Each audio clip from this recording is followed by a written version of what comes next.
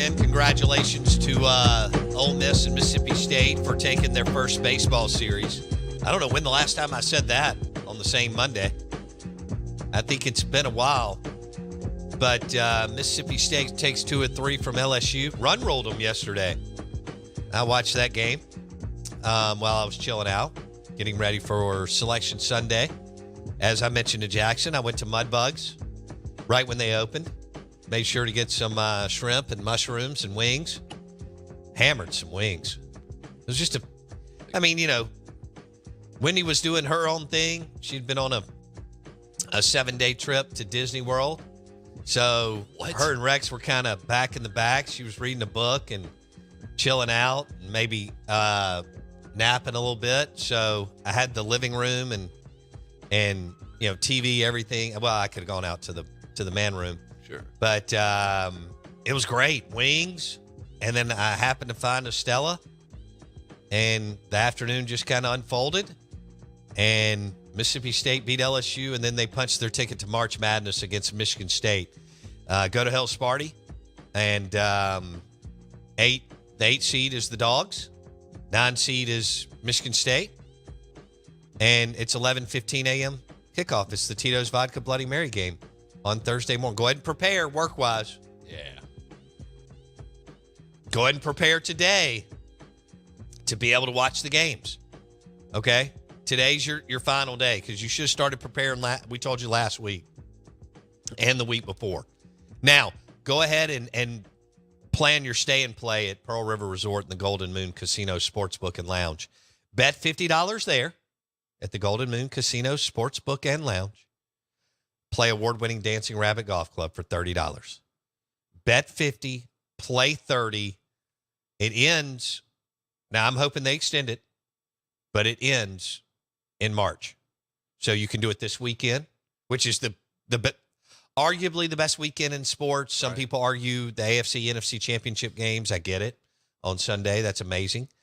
And we have some other, great college football days and, Master Sunday. There's wonderful dates throughout the year. But this 4 days, starting at 11:15 a.m. all the way to midnight, Thursday, Friday, and then Saturday and Sunday is wild because that's for the Sweet 16. It doesn't get any better. If you listen to this show, we're going to do a little bit more basketball, but we do have some football topics to hit too. All right? And we'll have Shane Power on at 8:30 to talk Hale State hoops. And he's all excited. Congratulations to Andrew Fisher and the Ole Miss Rebels for beating South Carolina twice, 2 out of 3 in Oxford over the weekend. Fisher is the transfer from Duke. He's a heck of a baseball player. And he's already had some days, but he had a heck of a day on Saturday, going 3 of 5, 5 ribbies, and 3 hits, 3 home run. Just the dude was awesome. Welcome to the league. Yeah. And South Carolina was ranked 20th. And Ole Miss really got the pitching on the back end, which was strong. You look at their bullpen numbers and you're like, whoa. Which is great. You're trying to find the balance between the starters and the bullpen. We are the Out of Bounds Show, ESPN 105.9 The Zone. We're brought to you by Farm Bureau Insurance. Bundle your car and home and save with your local Farm Bureau Insurance agent. Mississippi State took 2 of 3 from LSU. Did Chris Lemonis need a good weekend or what? He did. That's their biggest weekend since winning the national championship in 2021. So it's been a long time. It's been 2 years of tough baseball and a little bit more. He kept telling now look, there's a long way to go, but LSU's good. Right. I mean, you look at the guys that they have back from last year's team and that they added. LSU is good. Now, do they have a Paul Skeens? They don't. I'm not going to feel sorry for him. Nobody else does. But LSU is LSU, and Chris Lemonis is on the hot seat. And Lemonis has to punch his ticket to a regional. I've said time and again, you want the Lemonis thing to work, but I wasn't sure that it was, especially after last year. He's got Jake Gautreau and Justin Parker as his assistants. kind of feel like this is his best staff by far and away. And you were able to poach South Carolina's pitching coach last year, postseason team. And so let's, well, you know, you got 27 games left. Bianco and Lamonis have 27 games left, and you need to win 12 of them. So that's not bad. 14 and 16 gets you in. That's an unbelievable record in league play. If you get to 15 and 15, it's, you know, insanity. But you have 27 games left. You've won 2, so you need to win 12 more. If you win 13, goodness, you're in the catbird seat. If you go 16 and 14, then, you know, you could host. So not a national seed, but you could host, which is a big deal, regardless. So congratulations to Mississippi State. Congratulations to Ole Miss. Also, Ole Miss women's hoops punched their ticket again. Coach Yo, who I mentioned last Monday, she was the funniest coach at the Howell Gillum award ceremony at Pearl River Resort and the Golden Moon Casino VIP banquet room, which is really, really nice. She was funny, and she's got a great personality. And she and the Ole Miss women's team punched their ticket. I think they're in the Notre Dame pod, which is funny. That's where Purcell was last year. Purcell went up there and won a couple of games before, I think, getting bounced by Notre Dame. Because, you know, if you're really good, you host games in the women's deal. Yeah, I guess 2 games before then going into neutral site games. All of the NCAA basketball tournament on the men's side is neutral, and Mississippi State will play in Charlotte, North Carolina against Michigan State, who has been the last 25 years one of the top college basketball teams in the country. Did you tell me, Izzo, what'd you say? 8 Final Fours. 8. That's a number, and especially since all of them, except for one, which was in 99, have been in this, obviously, since 2000. So we're talking about 8 since 99. Okay, and 7 in the 2000s. So, wow. I mean, that's to say they're a top 5 program over the last 2 decades is probably an understatement. Yeah, they're up there. They've been to more Final Fours than Kentucky. They have. That's right. They got the same amount of championships since 2000. That's a good point. Kentucky has one under Calipari, and Michigan State has one under Tom Izzo. Mississippi State school tournament record out of all time. You know, they've been in the NCAA tournament. They're 11 and 12. Wow. In 12 appearances. Okay. On the flip side, good Lord. Michigan State, their school tournament record. Oh, no. 36 appearances. Okay, so it's triple, but 72 and 35. 70. That's got to be like 750. Izzo's just been a madman. Wow. That's a pretty. That is a bunch of wins. That's a lot. Obviously, to get to the Final Four, you got to win 4 games. You just said they've been to 8 under him. That's 32 wins right there. I didn't think about that. Okay, that's 32 wins. That doesn't count the ones where he's won in the first round and been bounced, or 1-2 and been bounced in the Sweet 16. So he's got 32 wins just in the 8 Final Four appearances. And when he won it that year, he had to go 6-0. Mississippi State, the only team in the state of Mississippi to win 4 games the year in 96. They won 4 to get to the Final Four. And the year before, they won 2 to go to the Sweet 16. And so since then, they need to break their streak of Rick Stansberry. I don't remember Stansberry's last tournament win, but it's been way too long since they've won an NCAA tournament game. And it's time to get the dub. You need to go in there and play physical and come out with 1 more point than the Michigan State.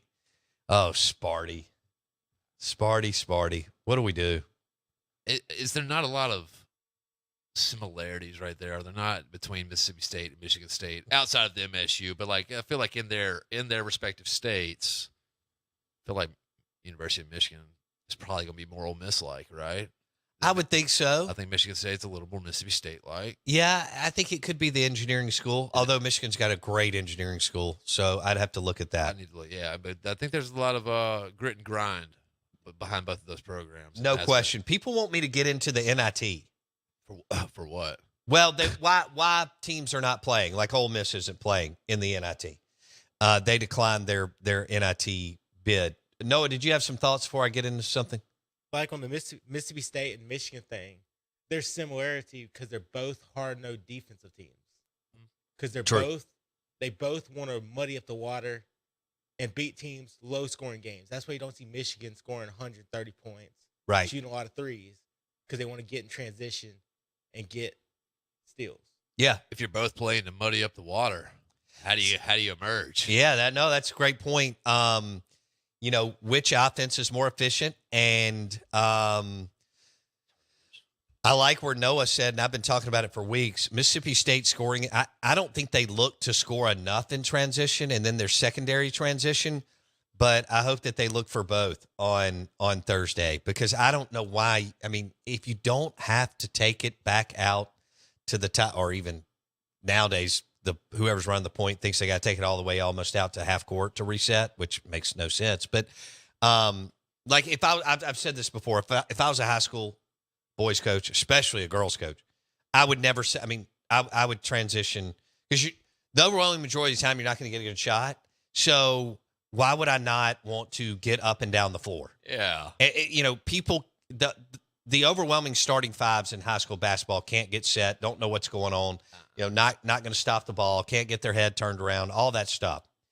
And so, the idea of me trying to run a half court offense and pass the ball 6 to 7 times before scoring just sets my whole team up for failure. Now, let's go to college basketball. I do believe that you have to – I love what Tennessee and Auburn do as far as always looking to put pressure on you regardless.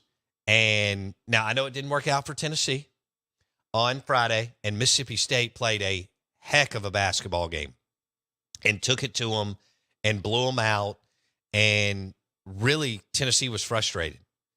And it was a big win, and it got you to the 8th seed. You wanted to get to the 7th. You either wanted to stay in the 10.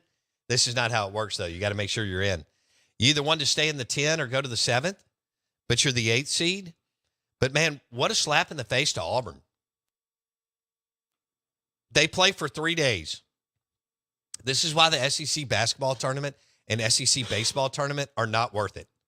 If you're in, lose and go home. I mean, look what Mississippi State did the year they won the national championship in baseball. They went over there, laid 2 eggs, took 4 days off, and went on a run. All right, and it was a brutal run. They actually had to go through Notre Dame, Virginia, Texas, and Vanderbilt, which has never been done in this state, right? Brutal run. 3 of those 4 teams have won national championships lately. One of them considered the best program in the country, I guess, until the last couple of years in Vanderbilt. But the point is, Auburn plays and plays and plays to get a 4 seed. Yeah. You know why? Because the committee's already done a lot of the work. They have. That's right. They've already, and so I would move up my championship game, like the ACC. I'd have my championship game on Saturday. There's no point in having spent legs. Auburn and Florida are going to have to do a lot of recovery over the next few days. Boy, you got to balance that if you're Todd Golden and Bruce Pearl. Getting them out on the court. Dean Smith wrote about it. He felt like he practiced. He practiced his players too much his first 20 years of being a head coach. And he thought, in his book, if you read it, he felt like it could have cost him and his team a run or two in the postseason. To me, it is a delicate balance this time of year on shot lags, tired guys, rest and recovery, all the stuff that we talk about. So Auburn does not get rewarded for playing all the way through Sunday in Nashville. Was it fun for me to watch? Yeah, but I'm on the couch eating nachos, drinking a Stella. Right. But, what did you get out of it? What do you get out of staying over in Birmingham and playing for 5 days, the SEC baseball tournament? Well, you're using arms. Somebody could get hurt. Yeah. You're running into too many risks. You're supposed to mitigate risk. I mean, if you know you're comfortably in basketball or baseball, the tournament's a waste of time. Yeah. Now, Mississippi State's 2 wins were huge against LSU and Tennessee. It's different. Tennessee got booted from the 1 seed to the 2 seed. I think they're fine. They got some rest. Auburn played all the way, and Florida played all the way through the weekend. And that's a lot, man. It's It lot. is. It's a lot. It It is. Does Dean Smith hang an NIT banner? He probably, yes, he would. What do you? Okay, all right. I felt like that's where you would go with that. All right, so Coach let's go to K? the NIT. People are getting upset over teams declining to play in the NIT. I don't blame them at all. It is no longer 1991. Or Jackson asked me about Dean Smith. Well, before the tournament was expanded, so in the 70s, the NIT was more prestigious because we didn't have a 64-team format. Right. You know? And so you only had so many spots. Yeah. And going to the NIT was more, well, prestigious may be a strong word, but it was just Noteworthy. It was, noteworthy and an elevated tournament. You could at least open the paper and see who won the NIT. Right. And people actually read the newspaper. Right. So they would go and see a little bit of that. But today, nobody cares about the NIT unless you're betting on it or your team's in it and all the way to the Final Four. Okay? I mean, even then, I don't know if anyone's betting on that. It's just such a mute point. And unless you give teams an incentive by filling up their collective or initiative, Right. the Bulldog Initiative or the Grove Collective or any number of them, then I think you'll continue to see teams opt out. Coaches don't care. Oh, no. Jans and Beard don't care anything about the NIT. 15 years ago, y'all got into it. I get it. You know, Stansberry loved to make a run in the NIT. I think AK went to the Final Four of the NIT. Sure did. 1 year. I went to New York, Madison Square Garden, to watch the Dogs play Penn State 1 year just because I said, why not? Right. It's what we do. Plus, I wanted to see a game in Madison Square Garden, even though Penn State beat them by 20. I mean, it didn't affect us. We had a great time in New York over those 3 days. But I don't blame teams. You're going to continue to see it. I don't know why we have the NIT today unless you're going to incentivize teams to play in it. And I know I hear from the guys, we all played high school ball. Right. And we all feel like we overachieved. And we all feel like we had to give it our all, and the 110%, and all that's great and stuff. And there's nothing better than playing sports from 4 years old to 18 years old. And for those that are blessed to play it after, they are really, really blessed, especially those that like play.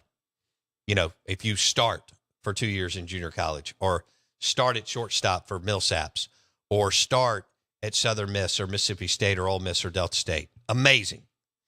But things have changed, and it's all about the big dance, and it's all about March Madness, and it's never going to be anything else. So I want to hear from you on the Ag Up Equipment text line, 601-885-3776.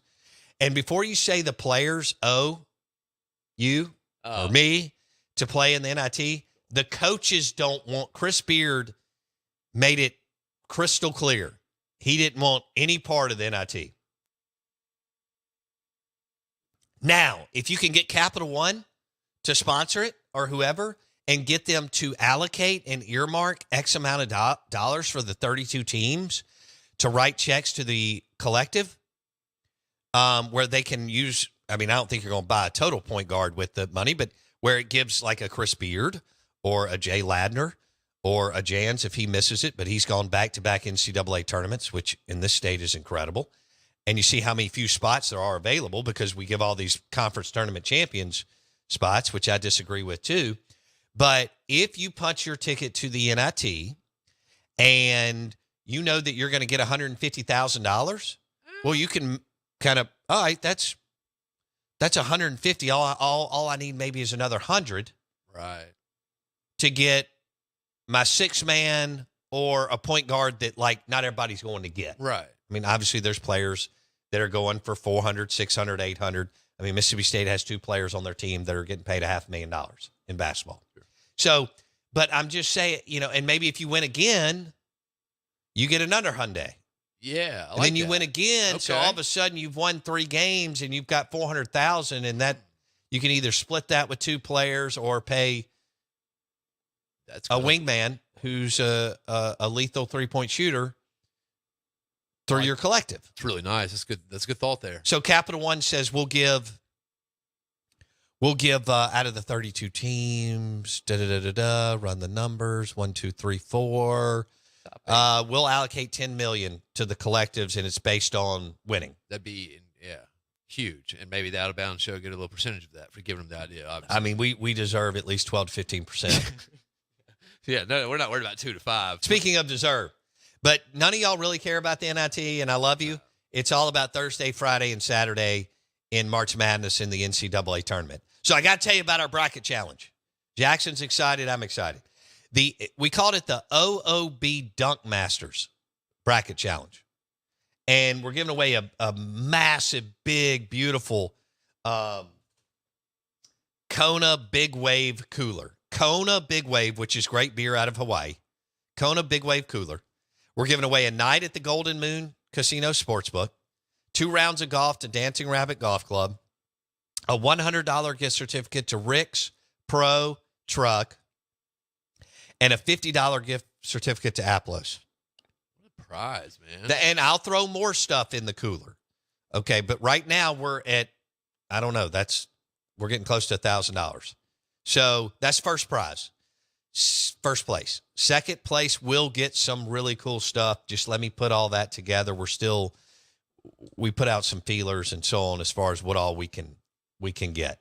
I want to get some Ray-Bans from Eye Care Professionals, or a couple of pairs maybe for the first place and second place, or Costas or whatever they want to chip in. So we want to get some sunglasses from Eye Care Professionals, and we want to do some other things. What do you think about that cooler, Jackson? I was actually about to take a picture of it. It's a nice cooler. It's very, very nice. It's a one of a kind. Yeah, I hadn't seen one like it. It's a good color.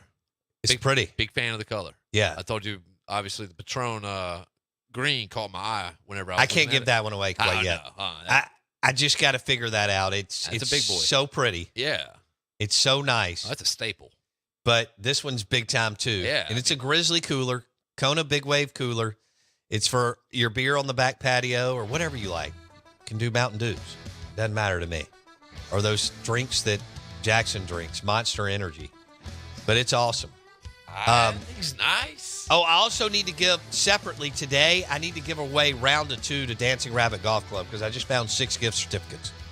And they expire on March 3rd. How many days are in this month? 30 or 31? Let's just say 31. All right, good morning. Welcome in. The Out of Bounds show is driven by your next Ford F-150 truck at Mack Hike Ford, I-55 North in Jackson. Mack Hike Ford for your next pre-owned or new F-150 truck. And we got Shane Power at 8:30 and Steve Robertson at 9:30. Good morning. Welcome in. The madness is here. We want you to go to our Twitter feed. We pinned it on top. Enter our bracket challenge, OOB Dunk Masters. Back in a